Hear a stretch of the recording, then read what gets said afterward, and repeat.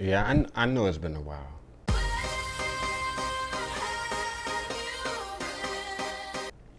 Yeah, it's been a while. But I missed this. I really did. It's a lot of craziness that was going on with me, but we'll get into that a little bit. 2018 summer fragrance top 10 lists for men. Let's go. What's going on, YouTube? I'm E, and this is Simply Put Scents. On this channel, I try to entertain you while talking about some of the best and worst fragrances on the market today. And simply put, my goal is to help you save time and money. So do hit that subscribe button because, oh yeah, and that notification bell too, because I work hard for you dudes and I love what I do. Yes, people, I know it's been a while since I did a video. I wanted to apologize for like the abrupt absence.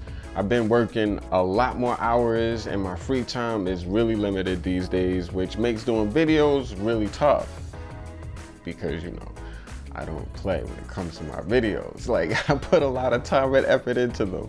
And then my computer broke down. So yeah, I really got a lot of stuff going on at once. So it hit me like a perfect storm. It really put a mud hole in all my intentions. So sorry for the abrupt absence, but I have not given up. Do not give up on me. Bear with me, dudes.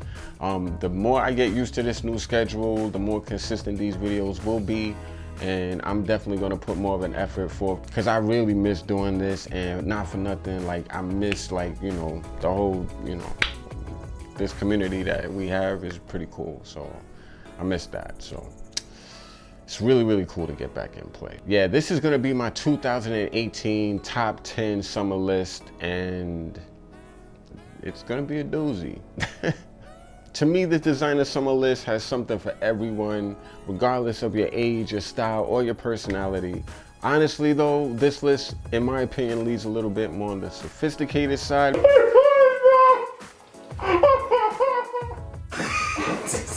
It's so funny! Because I wanted to focus on quality and composition when making this list. So there are no Dylan Blues, Acqua, Atlantiques by Bulgari, or the typical Invictus Acqua Sweet Freshies, or nothing like that. And not to knock those fragrances because I own a few of them, but you know, those options are just way too easy and way overdone. So I think there's a time and place for them, but not on this list. And it would only be filler on this list. So I didn't want to make no filler. I really wanted to put some thought and effort into this. So 1 through 10 are all worthy options for the summer, in my opinion. And depending on your style or taste, number 10 might suit you better than my number 1, you know? But anyway, quality, likability, and compositions were all the main factors in my order. So let's get into this list. No honorable mentions, let's just go. Number 10. From the house of Natura, Brazil, Jacaranda. I really like saying Jacaranda. Jacaranda. Man. Natura Brazil is the #1 Latin American beauty company, and they recently released their first line of Eau de Parfum fragrances. And my favorite from the line, at least from a men's perspective, was without question Jacaranda. Jacaranda, I love saying that.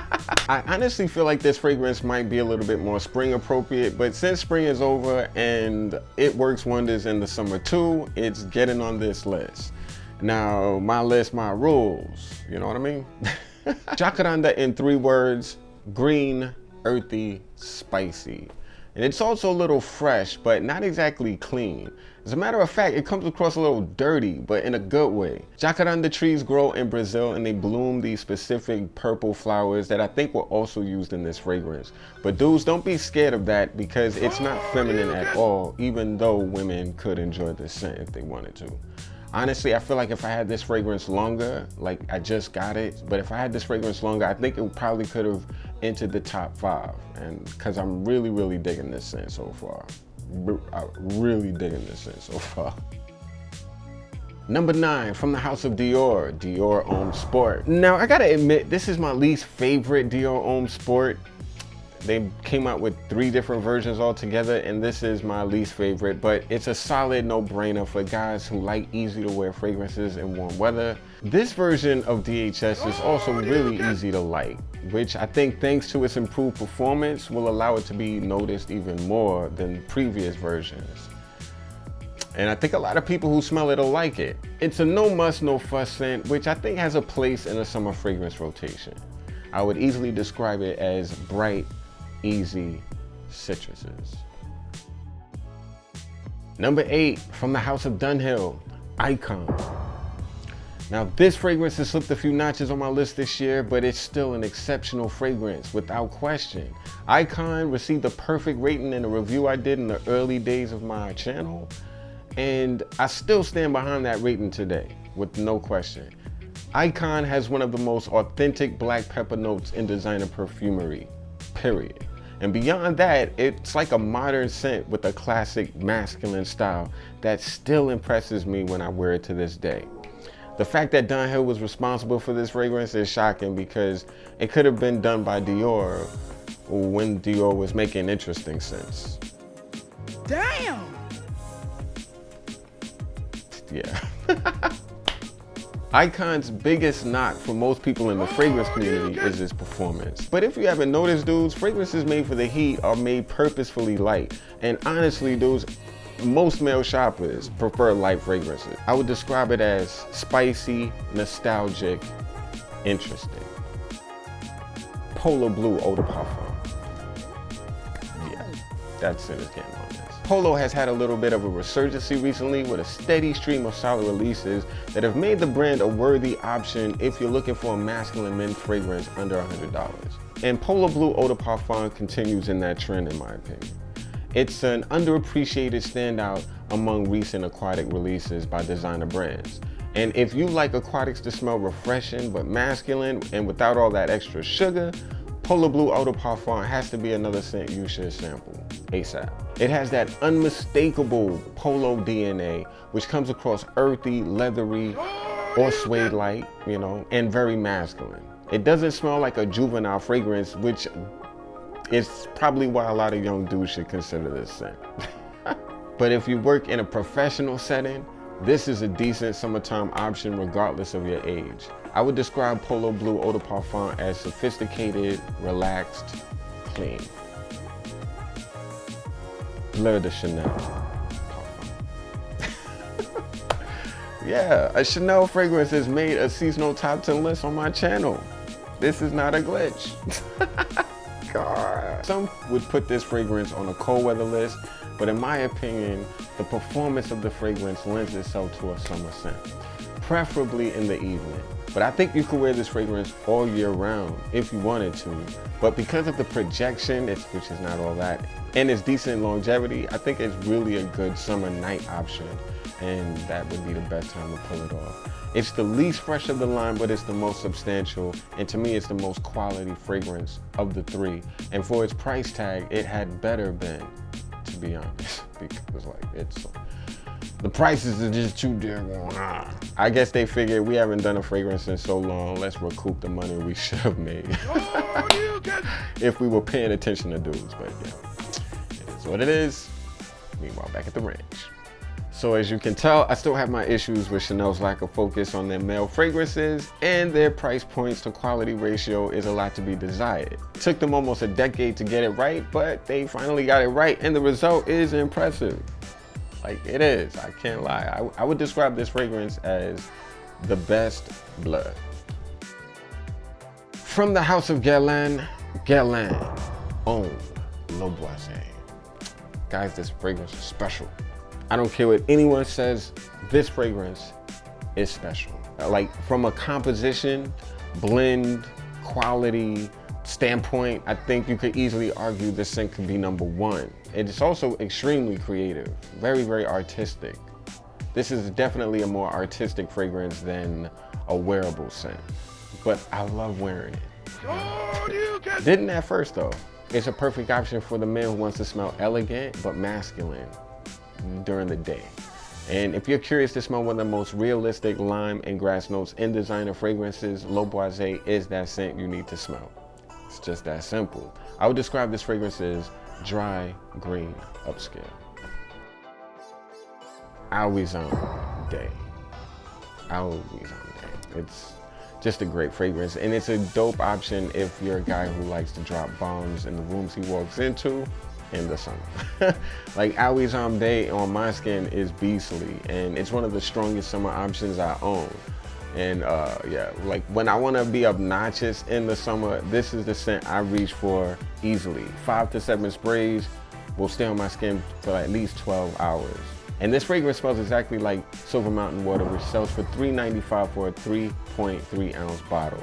And this fragrance you can get, Wisam Day, is only like, it's less than 50. Wisam Day is brighter, more fruity, more floral, more alive than Silver Mountain water, even if it's a lot more synthetic than Silver Mountain. And it also maintains that watery feel. Not to mention, it lasts twice as long on my skin. You know, the fact that you can buy it again for under $50 is really, really a good thing. I would describe it as vibrant, fruity, and dewy. Like in morning dew. Mountain Dew. Like, okay guys, so like the next 3 fragrances, in my opinion, they're just insane. I feel like this next scent is criminally underrated. From the house of Armani, Acqua de Essenza. Like, Essenza is one of the best designer fragrances Armani has ever produced, hands down in my opinion. And it's a scent that a lot of guys still overlook consistently. I don't get it.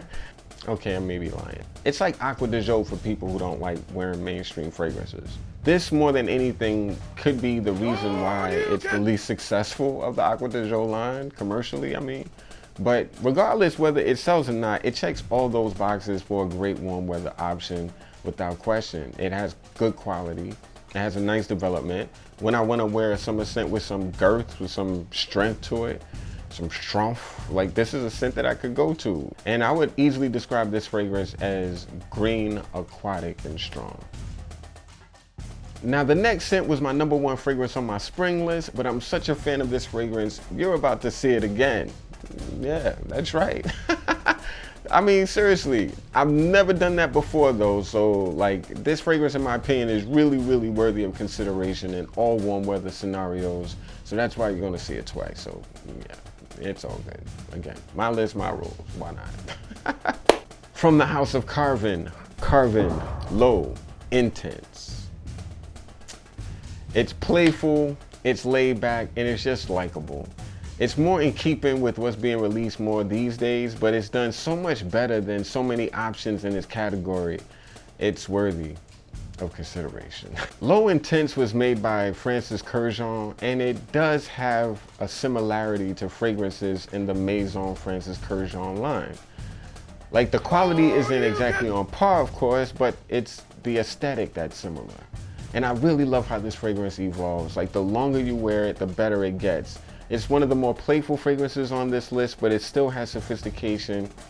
It definitely will get a compliment or two when you wear it.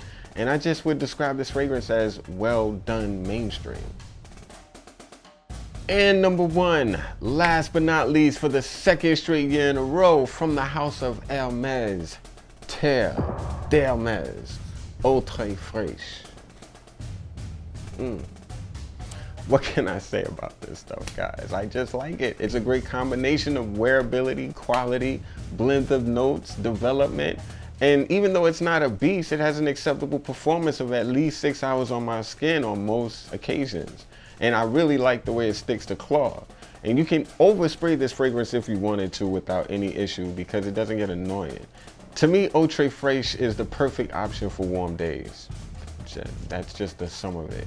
Like, it's the most casual and relaxed of all the fragrances in the Terre d'Hermes line, but it still maintains a scent profile that communicates quality and good taste. It's pretty much like a less earthy, brighter aquatic version of the original, but Hermes still managed to not create a dumbed down version of the original. There is a synthetic but surprisingly natural smelling like aquatic accord to the formula, and they dialed down the earth elements and toned up the citric elements. If you want a well-made designer fragrance for warm weather and you like citruses, Hermes Eau de Fraiche is one of the best designer options on the market today. So guys, that's my 2018 top 10 summer designer fragrance list for men. I really hope you like the list. I really wanted to focus on quality designer fragrances that won't have you smelling like a Jolly Rancher in the heat. But what are the fragrances that you're wearing this summer? Please let me know in the comment section below. I really do appreciate you all. Thank you so much for watching again. My name's E. This is Simply Put Scents. And I'm simply OUT.